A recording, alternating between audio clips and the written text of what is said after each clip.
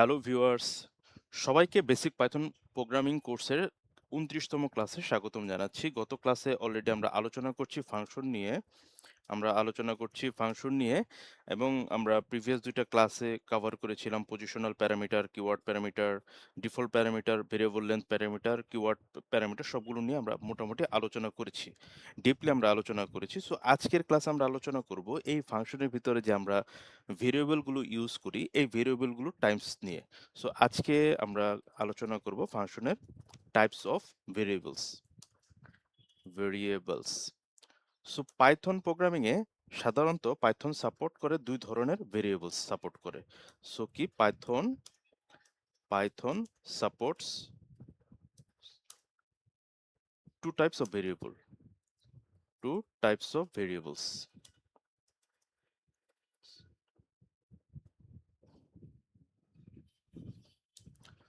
So ২ ধরনের variable Python support করে, একটা হচ্ছে গ্লোবাল ভেরিয়েবল আর একটা হচ্ছে লোকাল ভেরিয়েবল। গ্লোবাল ভেরিয়েবলস আমি একটা করে কভার করব কিভাবে local variable global variable declare করতে হয়, সব বিষয়গুলো নিয়ে কভার করব। সো গ্লোবাল ভেরিয়েবল এবং লোকাল ভেরিয়েবল, সো এখান থেকে আমরা বুঝতে পারি গ্লোবাল মানে হচ্ছে গ্লোবালি যেটাকে কল করা হয়, যেটা একটা পাইথন প্রোগ্রামিং এর যে কোনো জায়গায় এই ভেরিয়েবলটা কাজ করে, সেই ধরনের ভেরিয়েবলকে আমরা বলি গ্লোবাল ভেরিয়েবল। এবং লোকাল ভেরিয়েবল হচ্ছে একটা নির্দিষ্ট ভেরিয়েবল যেটা হয়তোবা একটা মেথডের ভিতরে অথবা একটা ফাংশনের ভিতরে অথবা একটা ক্লাসের ভিতরে শুধুমাত্র ওই ক্লাসে কাজ করবে কিংবা শুধুমাত্র ওই মেথডেই কাজ করবে, সেই ধরনের ভেরিয়েবলকে আমরা লোকাল ভেরিয়েবল বলি। সো আমরা যদি এখন বিস্তারিতভাবে আলোচনা করি যে গ্লোবাল ভেরিয়েবলটা হচ্ছে, আমি একটু ছোট করে নিই। সো গ্লোবাল ভেরিয়েবলটা আমরা যদি বলি সেটা হচ্ছে যে এক ধরনের ভেরিয়েবল যেটা ফাংশনের বাইরে কল করা হয় এবং ফাংশনের ভিতরে সে বাহিরে কল করা ফাংশনের ভিতরে কল করা হয় অথবা ফাংশনের বাইরে যে কোনো জায়গায় আমরা কল করতে পারি, বাট সেই ভেরিয়েবলটাকে ডিক্লেয়ার করতে হয় ফাংশনের বাইরে, আউটসাইড অফ ফাংশন। এই ধরনের ভেরিয়েবলকে বলা হয় গ্লোবাল ভেরিয়েবল। সো গ্লোবাল ভেরিয়েবলটা হচ্ছে the variables which are declared outside of function, which is declare outside of function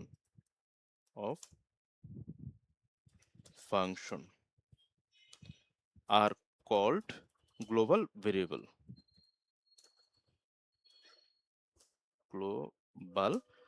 variables। তাহলে কি গ্লোবাল ভেরিয়েবলটা হচ্ছে এমন সব ভেরিয়েবলস যেটা ফাংশনের বাহিরে, যেটা ডিক্লেয়ার করা হয় এবং আমরা ফাংশনের ভিতরে এটাকে কল করে ব্যবহার করতে পারি। দ্যাট মিন্স যে ধরনের ভেরিয়েবলস ফাংশনের বাইরে ডিক্লেয়ার করা হয় ওই ধরনের ভেরিয়েবলগুলোকে বলা হয় গ্লোবাল ভেরিয়েবল। এবং এই ধরনের ভেরিয়েবল ক্যান অ্যাক্সেস এই ধরনের variable can access within all functions. So these variables can be accessed in all functions of that module. So সকল ফাংশন বলতে বোঝাচ্ছে যে এখন আমার একটা প্রোগ্রাম চলছে, আমি এই প্রোগ্রামের বাইরে অন্য আরেকটা প্রোগ্রামে যদি এই ভেরিয়েবলটাকে কল করি, সেক্ষেত্রে কিন্তু এটা আর কাজ করবে না। ওই একটা মডিউল, যে সেই মডিউলের ভিতরে যে কোনো ফাংশনের ভিতরে এটা কাজ করবে।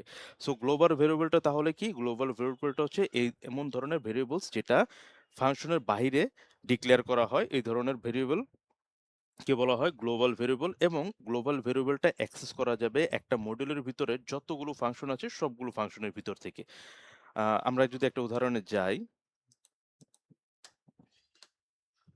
আমরা একটা উদাহরণ দেখি, ধরি পাইথনে আমরা অলরেডি জানি কিভাবে ভেরিয়েবল ডিক্লেয়ার করতে হয়। ধরি a = 10, এরপর আমরা একটা ফাংশন ডিক্লেয়ার করি। ফাংশনের ক্লাস অলরেডি আমরা বলেছিলাম, ফাংশন ডিক্লেয়ার করার জন্য আমাদের def এই কিওয়ার্ডের মাধ্যমে আমরা ফাংশন ডিক্লেয়ার করি। ধরি f1 নামের একটা ফাংশন আছে এবং এরপরে কি করতে হয়? কলন চিহ্ন দিতে হয়, তারপরে ইন্টার দিলে অটোমেটিক্যালি আমাদের যেই ইনডেন্টেশন যেই স্পেসটা আছে সেই স্পেসটা নিয়ে নিবে। দ্যাট মিনস একটা ট্যাব অথবা 4টা স্পেস। এরপর আমরা যদি প্রিন্ট আমরা এ দেই তাহলে, এবং আমরা আরেকটা ফাংশন লিখি def f2। সো ২ টা আমরা ফাংশন ডিক্লেয়ার করলাম। এটা একটা, যেহেতু পুরাটা হচ্ছে একটা ফাংশন ক্লাসের ভিতরে আছে, একটা ফাইলের ভিতরে আছে, সুতরাং পুরোটা মিলে হচ্ছে একটা মডিউল। সো এই মডিউলের ভিতরে আমরা প্রিন্ট আবার এ কে কল করলাম। সো এখন ফাংশন মানে কি? ফাংশন মানে হচ্ছে আমরা এটার বিহেভিয়ারটা কি হবে সবকিছু ডিক্লেয়ার করব, এবং এটার বাইরে থেকে এটাকে কল করতে হয়। সো কল করার নিয়মটা কি? জাস্ট f1 লিখে ফাংশনটা লিখে যখন আমরা এই অংশটা লিখে আমরা যখন এটাকে লিখবো তখন মানে হচ্ছে এটাকে কল করা হয়। সো F2 একইভাবে আমরা লিখি, এবং এখানে যদি দেখি খেয়াল করি আমাদের এই ফাংশনের ভিতরে কিন্তু a নামের কোনো ভেরিয়েবল নেই। সরাসরি আমরা প্রিন্ট করেছি। সো এই একইভাবে এই ফাংশনের ভিতরে কিন্তু কোনো ধরনের ভেরিয়েবল নেই। আমরা সরাসরি প্রিন্ট আমরা লিখেছি। সো এখন এই প্রোগ্রামটাকে যদি আমরা রান করি তাহলে দেখা যাবে যে আমাদের এখানে ২ বার এই এর মানটা প্রিন্ট হবে। সো আমরা রান করতে তো অলরেডি আমরা জানি। আমরা একদম বেসিক লেভেলের সিএমডি কমান্ড প্রম্পট থেকে আমরা রান করব। সো রান করার জন্য জাস্ট পাইথন স্পেস দিয়ে আমাদের ফাইলের নাম লিখে প্রিন্ট করলেই হয়ে যাবে। সো এটা হচ্ছে 10। সো আমাদের বোঝার জন্য আমরা এখানে লিখে দিতে পারি, আ এটা আমরা লিখে দিতে পারি ফার্স্ট ফাংশন কল, এবং একইভাবে আমরা এটা সেকেন্ড ফাংশন কল আমরা একটু লিখে দেই যাতে আমাদের বুঝতে সুবিধা হয়। সো সেকেন্ড ফাংশন কল আমরা এটা বললাম। সো আমরা সেভ করে এখন যদি রান করি, সো আমরা দেখতে পাচ্ছি first function call 10, second function call 10। So আমরা এখানে কিন্তু এ কে আর ডিক্লেয়ার করিনি কোনো ফাংশনের ভিতরে, মডিউলের যে কোনো একটা জায়গায় ডিক্লেয়ার করেছি, তারপরে আমরা যে কোনো ফাংশনের ভিতরে ইউজ করতে পারছি। সো আমরা বলেছিলাম গ্লোবাল ভেরিয়েবল মানে হচ্ছে এক ধরনের ভেরিয়েবল যেটা ডিক্লেয়ার করতে হয় outside of the function. So আমরা এখানে ফাংশনের বাইরে কল করেছি, এবং এটা অ্যাক্সেস করা যায় যে কোনো ফাংশনের ভিতর থেকে। এখন ধরেন আমি এখানে আবার আরেকটি ভ্যালু রাখলাম a সমান সমান 20। সো a সমান সমান 20, এবং বাকি সব একই রকম রাখলাম। রেখে আমরা যদি সেভ করে এখন এই কোডটা রান করি, সো আমরা দেখতে পাবো যে first function call 20, second function call 10। So এখানে এই a এটা হচ্ছে গ্লোবাল ভেরিয়েবল, এবং ফাংশনের ভিতরে যখন আমরা এটা কল করছি তখন এটা হচ্ছে লোকাল ভেরিয়েবল বলে। যখন একটা ভেরিয়েবলকে আমরা ফাংশনের ভিতরে কল করব এবং ওইটার কার্যকারিতা শুধুমাত্র ওই ফাংশন যতক্ষণ থাকবে ওই ফাংশনের ভিতরেই এটা এক্সিকিউট হবে, এবং ওই ফাংশনের ভিতরেই এটা এই ভ্যালুটা কাজ করবে, তখন এই ধরনের ভেরিয়েবলসকে আমরা বলি লোকাল ভেরিয়েবল। সো এখানে আহ, এটা হচ্ছে global variable, global global variable, এবং এটা হচ্ছে লোকাল ভেরিয়েবল। 20টা হচ্ছে আমাদের লোকাল ভেরিয়েবল।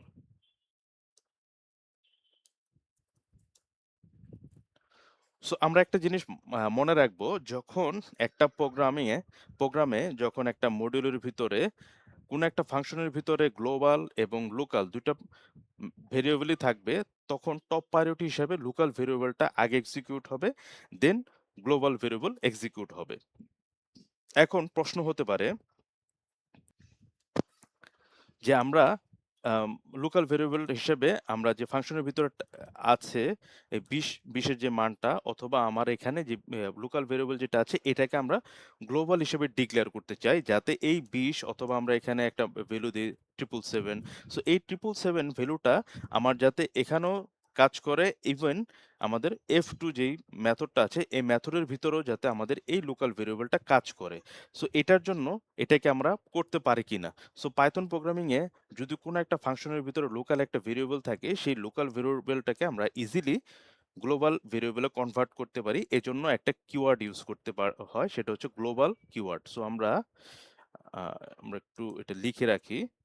সো গ্লোবাল ভেরিয়েবলের ভিতরে we can use global keyword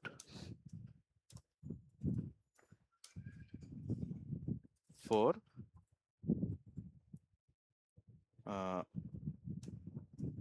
convert a variable variable sorry variable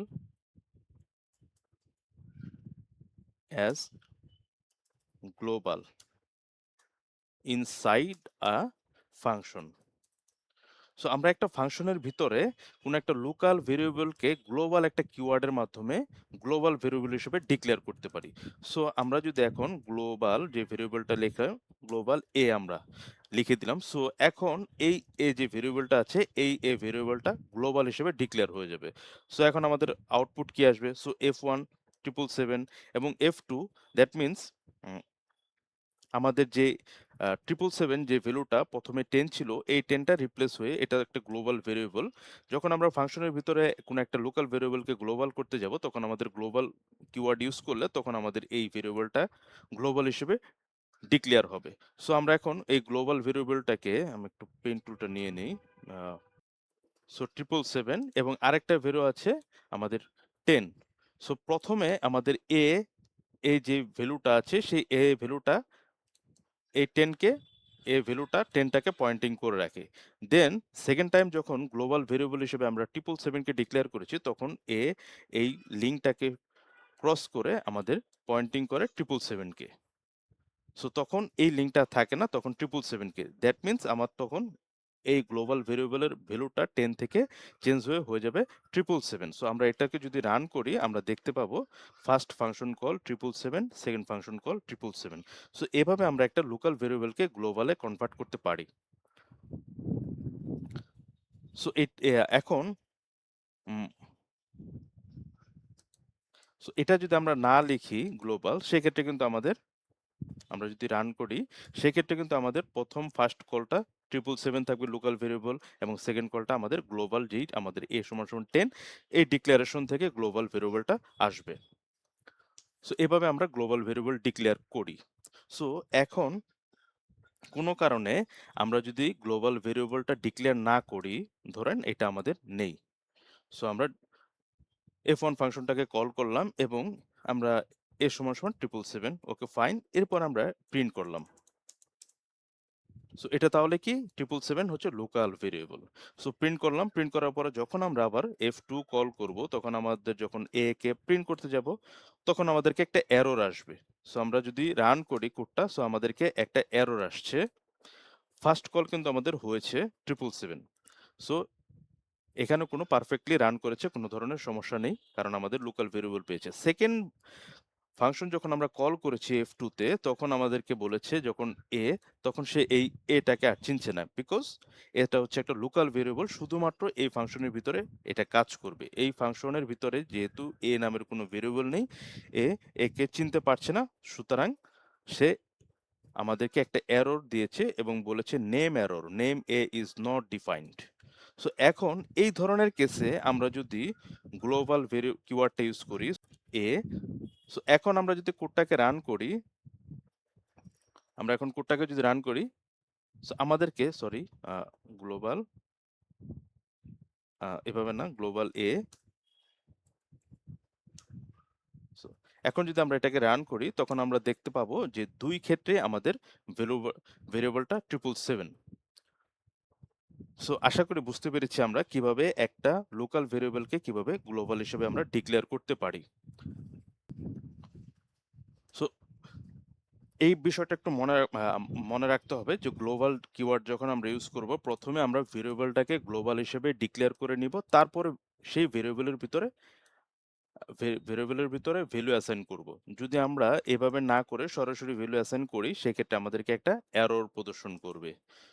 global global এ আমরা যদি এভাবে করি সেক্ষেত্রে আমাদেরকে পাইথন একটা এরর প্রদর্শন করবে এবং এটা সিনট্যাক্স এরর, ইনভ্যালিড সিনট্যাক্স বলছে। সো এই ভ্যালুটাকে লোকাল অথবা গ্লোবাল কোনোভাবেই সে ডিক্লেয়ার করতে পারছে না এবং সেটাকে ইনভ্যালিড সিনট্যাক্স বলছে। সুতরাং আমাদেরকে গ্লোবালকে ডিক্লেয়ার করতে হলে অবশ্যই এভাবে গ্লোবাল এ দিয়ে তারপর হচ্ছে আমাদের ভেরিয়েবলটাকে গ্লোবাল হিসেবে ডিক্লেয়ার করতে হবে, তারপর আমাদের মান ভ্যালু অ্যাসাইন করতে হবে। সো একইভাবে আমরা যদি আমাদের সেকেন্ড ফাংশনে যদি আবার আরেকটা গ্লোবাল ভেরিয়েবল আমরা a নেই এবং নিয়ে আমরা যদি এখন a সমান সমান 888 যদি দেই, সেক্ষেত্রে সেক্ষেত্রে আমাদের প্রথম ফাংশনের ক্ষেত্রে আমরা যখন f1 কল করব তখন এটা ভ্যালু হবে 777। সো যখন f2 কল করব তখন সে গ্লোবাল a যেহেতু পেয়েছে, সে 777 যেটা আছে সেই 777 এর জায়গায় আরেকটা আমরা দিয়েছি 888। সো এই ভ্যালুটাকে, সো তখন যখন আমাদের ফার্স্ট টাইম f1 এর ক্ষেত্রে আমাদের এই ভ্যালুটাকে সে প্রিন্ট করেছে। সেকেন্ড টাইম যখন এই ফাংশনটাকে আমরা কল করেছি, তখন এই ফাংশনের ভিতরে যখন গ্লোবাল a পাবে, সাথে সাথে আমাদের এর যে লিঙ্কটা, এই লিঙ্কটা চলে যাবে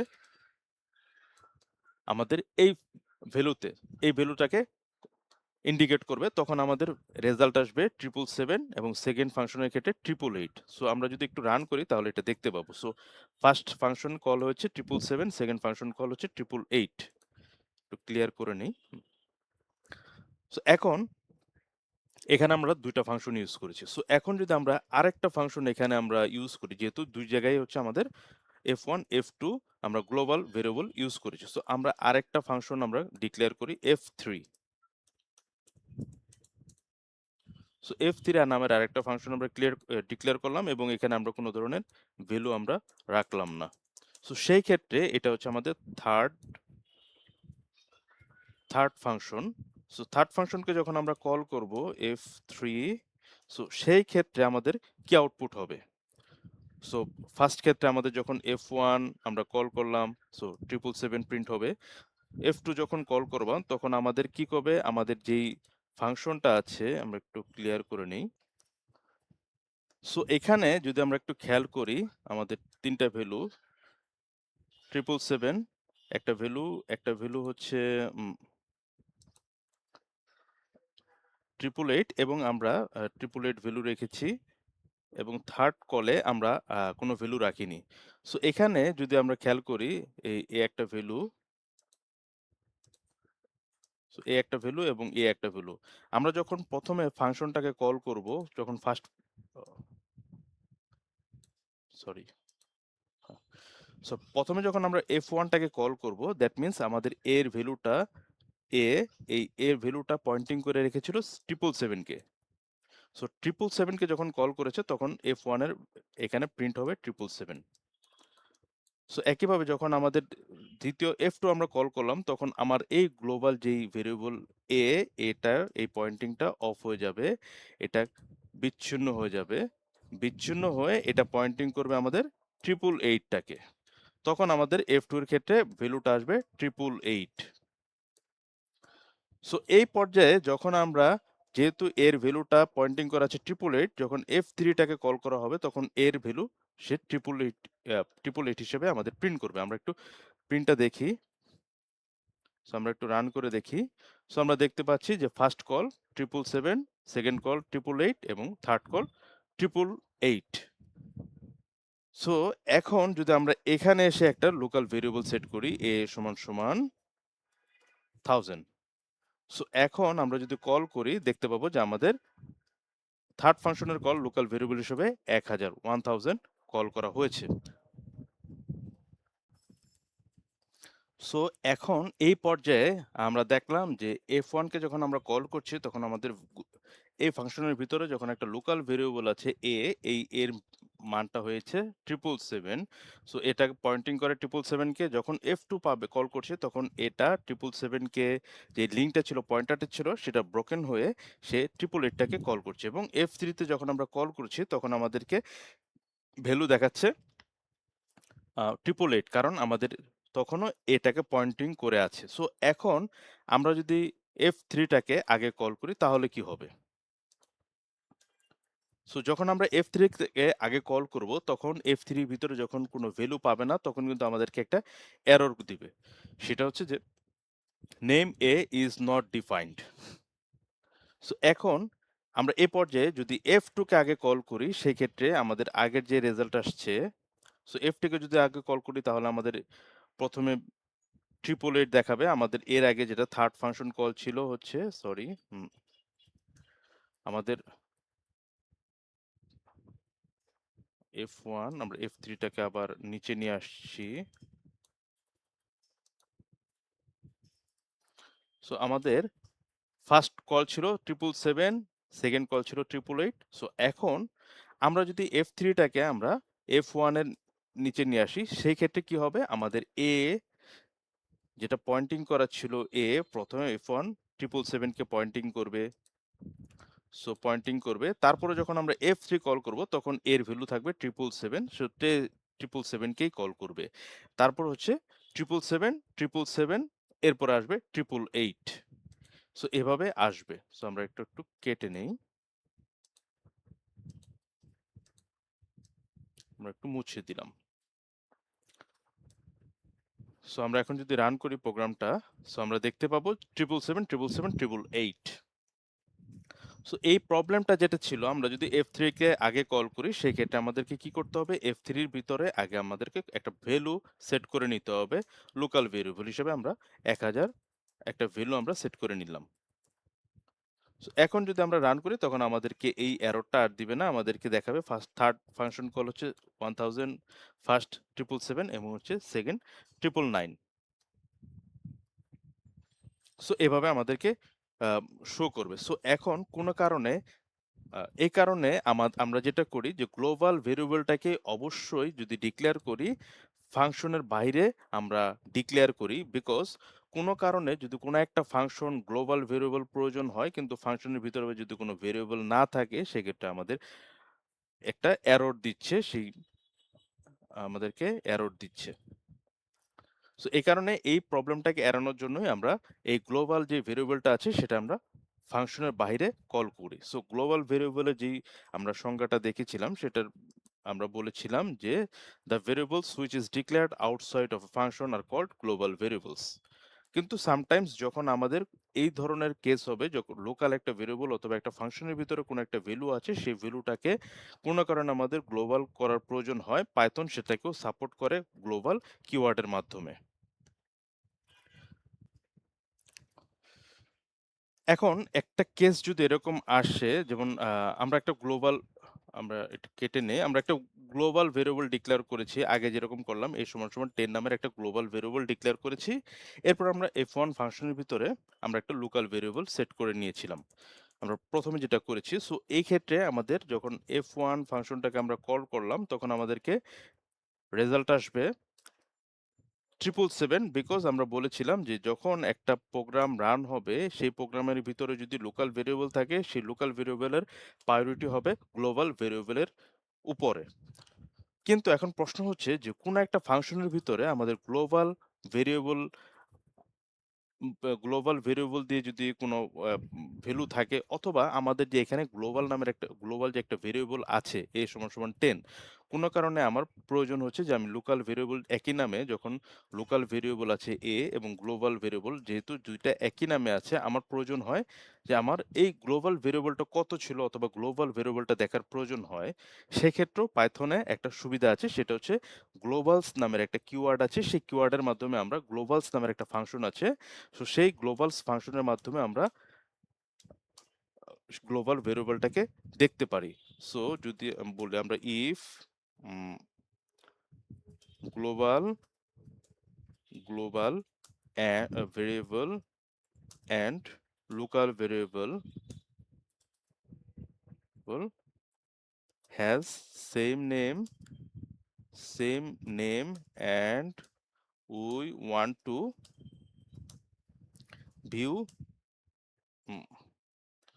both value, then we use globals globals function আমরা ব্যবহার করি। সো আমরা যদি তাহলে আমরা একটু প্রিন্ট করে দেখি। সো গ্লোবাল ফাংশনস আমরা যখন ব্যবহার করব, আমরা একটু প্রিন্ট করে দেখি যে প্রিন্ট এখানে গ্লোবালস দিয়ে আমরা একটু প্রিন্ট করে দেখি। গ্লোবালস। সো সেভ করে আমরা যখন এটা রান করব, রান করি একটু।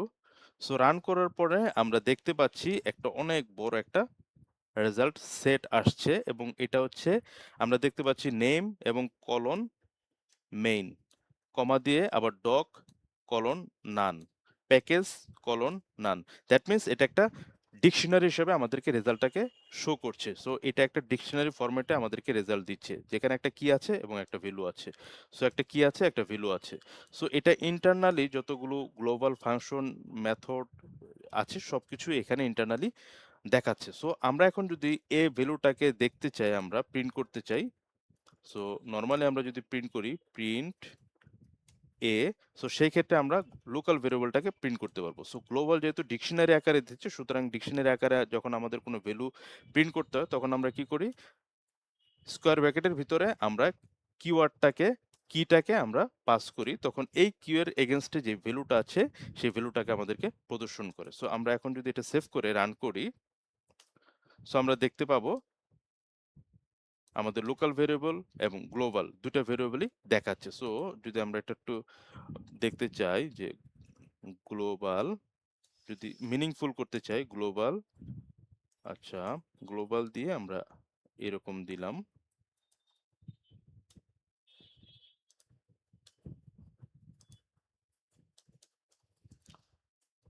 লোকাল। সো আমরা দেখতে পাচ্ছি লোকাল হচ্ছে 777 আর গ্লোবাল 10। সো এভাবেও আমরা কোনো একটা গ্লোবাল ভেরিয়েবলকে প্রিন্ট করতে পারি আমাদের উইদিন একটা ক্লাসের ভিতরে, যদি একই নামে গ্লোবাল এবং লোকাল ভেরিয়েবল থাকে এবং দুইটা ভ্যালু যদি আমরা প্রিন্ট করতে চাই। সো এভাবে আমরা প্রিন্ট করতে পারি। সো এখন আরেকটা এক্সাম্পল আমরা যদি একটু দেখি, খেয়াল করি। ধরি আমাদের একটা ফাংশন আছে f1 ফাংশন। এই ফাংশনে আমরা a = 10 আমরা ডিক্লেয়ার করেছি। সো এই 10টা কি, তাহলে এই 10টা হচ্ছে একটা লোকাল ভেরিয়েবল। দেন আমরা গ্লোবাল একটা কিওয়ার্ড আমরা নিলাম, গ্লোবাল। সো গ্লোবাল কিওয়ার্ডের মাধ্যমে আমরা নিলাম, নিয়ে আবার আমরা এই এটাকে একটা ভ্যালু সেট করে দিলাম, এর ভিতরে একটা ভ্যালু সেট করে দিলাম = 50। সো এখানে তাহলে প্রথমে এটা ছিল একটা লোকাল ভেরিয়েবল, দেন যখন আবার গ্লোবাল করলাম তখন এটা হয়ে গিয়েছে একটা গ্লোবাল ভেরিয়েবল। দেন আমরা প্রিন্ট করব এর মানটাকে আমরা প্রিন্ট করব। সো এই ক্ষেত্রে আমরা যদি একটু খেয়াল করি,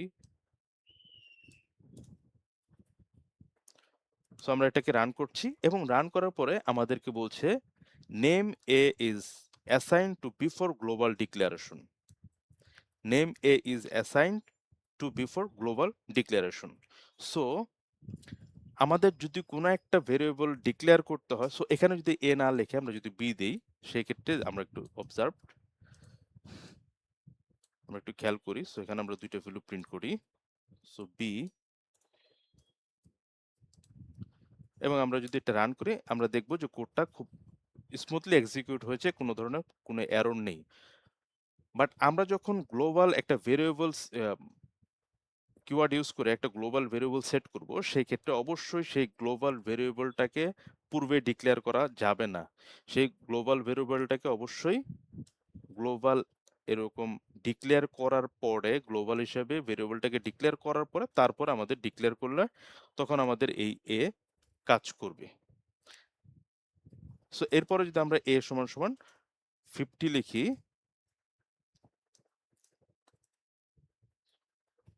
আমরা একটু খেয়াল করি, যদি 50 লিখি এখন আমরা যদি প্রিন্ট করি তাহলে কত প্রিন্ট হবে,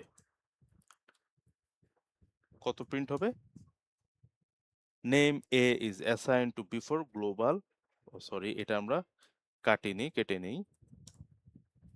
সো এখন যদি আমরা রান করি তখন আমরা দেখব 50। দ্যাট মিন্স আমরা যখন এ যে ভেরিয়েবলটা আছে এই ভেরিয়েবলটাকে যখন আমরা বললাম যে এটা 10 একটা ভ্যালু, সেই 10 ভ্যালুতে আমরা যখন একে সেট করলাম, এই 10 ভ্যালুটাকে সেট করলাম, সো সো এটা কি, এটা হচ্ছে একটা গ্লোবাল। সো এটা হচ্ছে একটা গ্লোবাল। সো যখন এই গ্লোবাল ভেরিয়েবলটাকে আমরা হিসেবে সেট করলাম, সরি, সো এই গ্লোবাল ভেরিয়েবলটাকে আমরা যখন সেট করলাম হিসেবে, সো এই গ্লোবাল ভেরিয়েবলটাকে যখন আমরা সেট করলাম তখন পয়েন্টিং করেছিল ফার্স্টে 10। দেন যখন আবার আমরা এই মানটাকে 50 করে দিয়েছি তখন আমাদের 50 যে ভ্যালুটা আছে সেই ভ্যালুটাকে এই পয়েন্টিংটা অফ হয়ে 50 ভ্যালুটাকে সে পয়েন্টিং করেছে। দ্যাট মিন্স আমাদের গ্লোবাল ভেরিয়েবল এ এ 10 থেকে সরে 50 হয়ে গিয়েছে। দেন আমাদের এই ভ্যালুটা প্রিন্ট করেছে 50 হিসেবে। সো আশা করি আমরা এই বিষয়টা বুঝতে পেরেছি। সো এটাই ছিল আমাদের গ্লোবাল ভেরিয়েবল এবং লোকাল ভেরিয়েবলের সবকিছু। সো আমরা কেটে দেই। সো আশা করি আমরা বুঝতে পেরেছি যে আমাদের যে ফাংশনের ভিতরে যে ২ ধরনের ভেরিয়েবল ইউজ করা হয় সেটা হচ্ছে একটা গ্লোবাল ভেরিয়েবল আর একটা হচ্ছে local variable. So global variable কোনগুলো? যেই ভেরিয়েবল গুলো একটা ফাংশনের বাইরে ডিক্লেয়ার করা হয় এবং ফাংশনের ভিতরে যেকোনো ফাংশনের ভিতরে ওই মডিউলের যেকোনো ফাংশনের ভিতরে অ্যাক্সেস করা যায় সেটা হচ্ছে গ্লোবাল ভেরিয়েবল। এবং আমরা যদি আর লোকাল ভেরিয়েবল হচ্ছে ফাংশনের ভিতরে যে ভেরিয়েবলটা থাকবে এবং সেই ভেরিয়েবলটাকে বলা হয় লোকাল ভেরিয়েবল। সো লোকাল ভেরিয়েবলকে আমরা গ্লোবাল ভেরিয়েবল হিসেবেও ডিক্লেয়ার করতে পারি। সেজন্য আমাদেরকে গ্লোবাল নামের একটা কিওয়ার্ড ইউজ করতে হবে।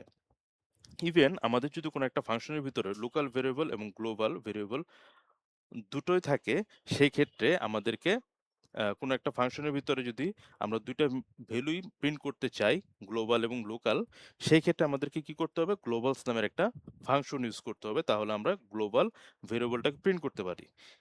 এবং আমরা যদি কোনো একটা মডিউলের ভিতরে একই নামে লোকাল ভেরিয়েবল এবং গ্লোবাল ভেরিয়েবল থাকে এবং ফাংশনের ভিতরে যখন আমরা সেই ভেরিয়েবলটাকে কল করব তখন অবশ্যই আমাদের লোকাল ভেরিয়েবলটা আগে এক্সিকিউট হবে, দেন গ্লোবাল।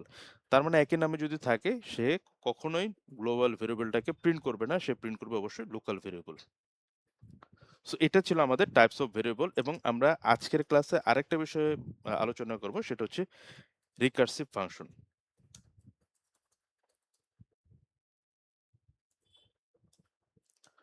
সো রিকার্সিভ ফাংশন খুবই ইম্পর্টেন্ট। আমরা সি প্রোগ্রামিং, জাভা প্রোগ্রামিং ও এটা করেছি। সো রিকার্সিভ ফাংশন মানে কি? রিকার্সিভ ফাংশন মানে এমন একটা ফাংশন যে নিজেই নিজেকে কল করে। সেটাই হচ্ছে রিকার্সিভ ফাংশন। সো আমরা যদি সহজ কথায় বলি, এ function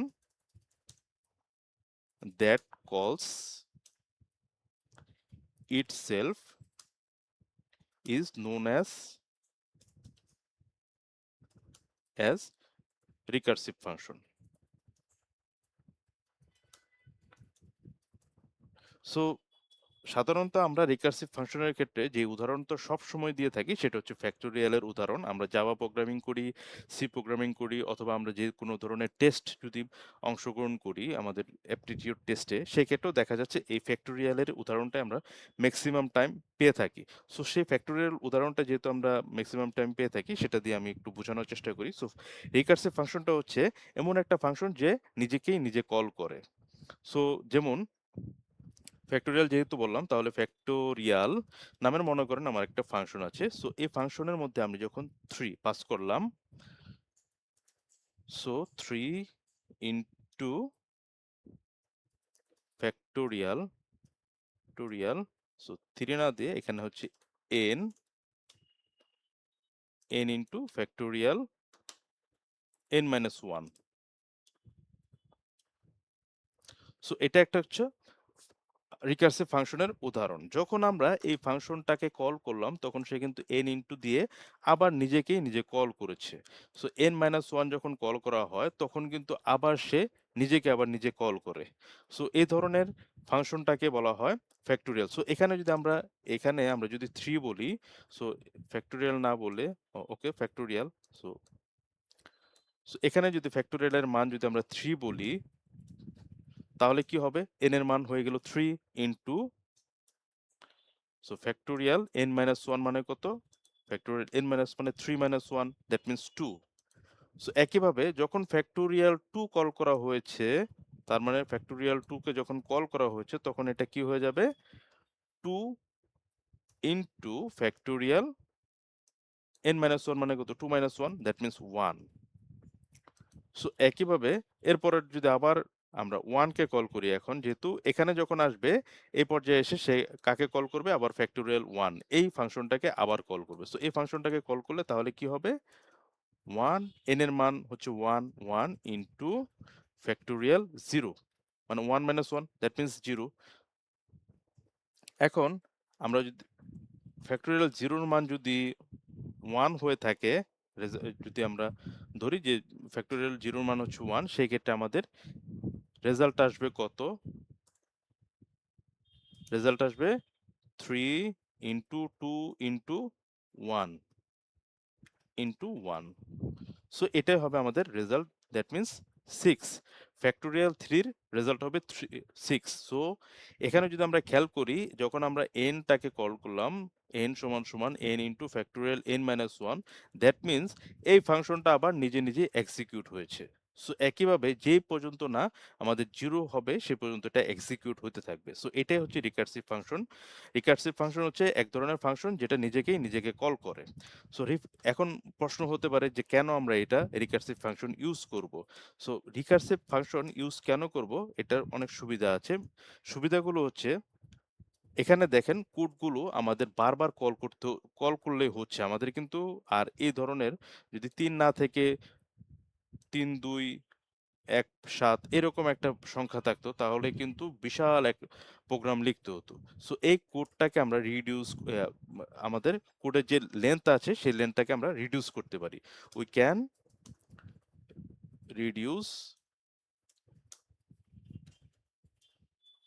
length of the code. যেহেতু আমাদের কোডের লেন্থ কমে যাচ্ছে, সুতরাং এক্সিকিউশনের টাইমটাও কমে যাবে। তার মানে হচ্ছে আমাদের রিডেবিলিটি বেড়ে যাবে। So improved readability.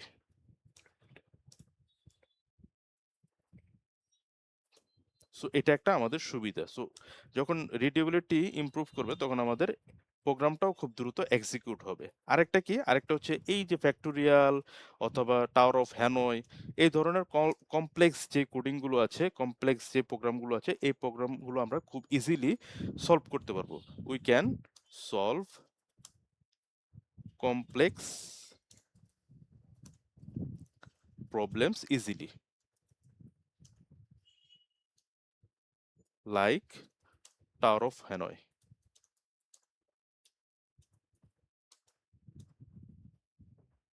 সো আমরা অনেকেই টাওয়ার অফ হ্যানয় এই গেমটাও খেলেছি। একটার উপর আরেকটা বসাতে হয়। বসিয়ে, বসিয়ে ৩ টে স্টিক থাকে। সেই ৩ টে স্টিকে ছোট থেকে বড় অথবা বড় থেকে ছোট সাজাতে হয়। সেটা হচ্ছে টাওয়ার অফ হ্যানয়। সো এই ধরনের প্রবলেমগুলো আমরা খুব ইজিলি এই রিকার্সিভ ফাংশনের মাধ্যমে করতে পারি। সো আমরা যদি রিকার্সিভ ফাংশনটা পাইথনের মাধ্যমে করতে চাই, তাহলে আমরা খুব ইজিলি এটা করতে পারবো। কি করব? আমরা ১ম এ একটা মেথড নিব ডেফ, তারপর আমরা ফ্যাক্টোরিয়াল নামের একটা ফাংশন নিলাম। এই ফাংশনের ভিতরে একটা আর্গুমেন্ট পাস করলাম n। এরপর আমরা এটাকে বলে দিলাম যদি n সমান সমান 0 হয়, তাহলে কি হবে? n সমান সমান যদি 0 হয় তাহলে রেজাল্ট হয়ে যাবে 1। আর যদি না হয় সেই ক্ষেত্রে কি হবে? ইলস। আর যদি না হয় তাহলে সে নিজেকেই নিজে কল করবে। তো রেজাল্ট সমান সমান সে নিজেকেই আমরা যেটা করেছিলাম আরকি n ইনটু এই ফাংশনটাকে কল করবে। সো এই ফাংশনটাকে কল করবে n into n minus 1। That's it, আমাদের হয়েছে। সো এরপরে আমরা ইলস হলো, তারপরে আমরা জাস্ট রিটার্ন করব রিটার্ন রেজাল্ট। সো আমরা রেজাল্টটাকে রিটার্ন করে দিব। সো আমাদের ফাংশনের কাজ শেষ। এখন আমরা ফাংশনটাকে যদি কল করি, সো আমাদের ফাংশন কল করার জন্য জাস্ট আমরা প্রিন্ট করব প্রিন্ট। সো আমরা এখানে দিতে পারি ফ্যাক্টোরিয়াল ফ্যাক্টোরিয়াল অফ, প্রথমে আমরা জিরোটা দেখি, জিরো ইজ। সো তাহলে আমরা কি করব? জাস্ট ফ্যাক্টোরিয়াল ফাংশনটাকে কল করব। সো ফ্যাক্টোরিয়াল ফাংশনটাকে কল করব মানে জিরোর ক্ষেত্রে আমরা জিরো পুশ করি। সো আমরা প্রিন্ট করলাম। সো এখন আমরা যদি এই কোডটাকে এক্সিকিউট করি, so factorial of zero is 1, that means আমাদের যখন আমরা কল করেছি, আমাদের যখন জিরো নিয়ে এখানে আসছে, এটার মান যখন জিরো হয়েছে n, তখন এখানে এই কোডটা বলেছে যখন n এর মান 0 হবে রেজাল্ট হবে 1। সো সে রিটার্ন করেছে রেজাল্ট 1, দ্যাট মিনস আমার এই ফ্যাক্টোরিয়ালের ভ্যালু এসেছে 1। সো এখন আমরা যদি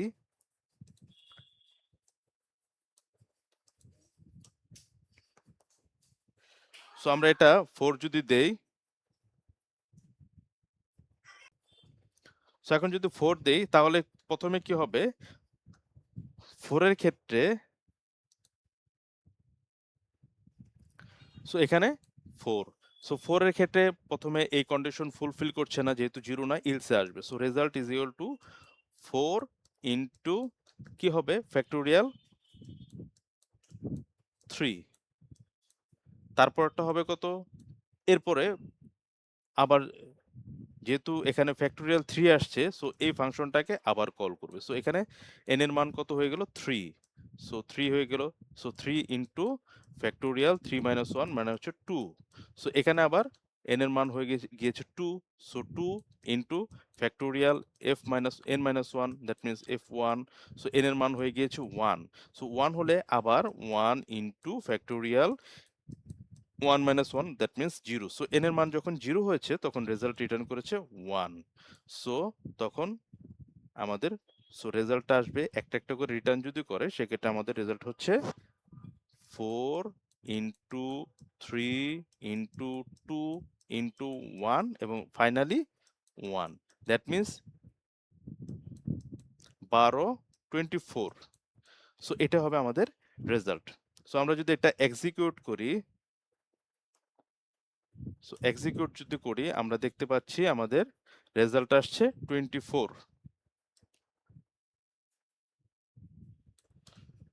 সো একইভাবে আমরা যদি এখানে আরো অনেক বড় সংখ্যা দেই সেক্ষেত্রেও সমস্যা নেই। আমাদের হ্যাপিলি কোডটা এই একটা লাইনের মাধ্যমেই রিইউজ করে আমাদের কিন্তু 24 এর জায়গায় যদি আমরা এখন 5 দেই, 5 অথবা 4 এর জায়গায় আমরা যদি 5 এর 5 অথবা এখানে আমরা যদি দিই 80 দিই। সো এভরি কেসে যে বড় সংখ্যাটাই দেই না কেন আমরা খুব ইজিলি ভ্যালুগুলো পেয়ে যাচ্ছি। সো 80 এর ক্ষেত্রেও আমাদের কিন্তু সরি আমাদের একটু চেঞ্জ করে নেই এখানে 4 5 80। সো খুব ইজিলি কিন্তু আমরা ফ্যাক্টোরিয়ালের ভাবে এই মানগুলো পেয়ে যাচ্ছি। সো এই হচ্ছে আমাদের রিকার্সিভ ফাংশনের সুবিধা। সো আশা করি আমরা বুঝতে পেরেছি। যদি না আরো বোঝার প্রয়োজন হয় সেক্ষেত্রে অবশ্যই কমেন্টসে জানাবেন। আর এর নেক্সট ক্লাসে আমরা আলোচনা করব আমাদের পরবর্তী ফাংশনের আরো অনেকগুলো ক্লাস করতে হবে। ফাংশনের পরবর্তী ক্লাসে আমরা আলোচনা করব অ্যানোনিমাস ফাংশন। এটা আসলে আমাদের খুব প্রয়োজন হয় ছোটখাটো প্রোগ্রাম করার ক্ষেত্রে অ্যানোনিমাস ফাংশন। যেমন ল্যামডা ফাংশন আছে, তারপর হচ্ছে নরমাল ফাংশন তো আমরা জানি যে ডেফ দিয়ে ডিক্লেয়ার করা হয়। এছাড়া এক লাইনের আমরা কিন্তু ফাংশন লিখতে পারি। ল্যামডা ফাংশন যেটাকে বলা হয়। জাভা 1.8 ভার্সন থেকে আমরা আসলে ল্যামডা ফাংশনটা পেয়ে থাকি, ইউজ করি। আমরা অলরেডি জাভাতে যারা কাজ করি ল্যামডা ফাংশন ইউজ করি। সো পাইথনেও ল্যামডা ফাংশন ইউজ করা যায়। এরপরে রিডিউস ফাংশন আছে, ম্যাপ ফাংশন আছে। এই ফাংশনগুলো ফিল্টার আছে। সো এই বিষয়গুলো আমরা নেক্সট ক্লাসে আলোচনা করব। সো আজকের ক্লাসে এই পর্যন্ত। সবাইকে অসংখ্য ধন্যবাদ।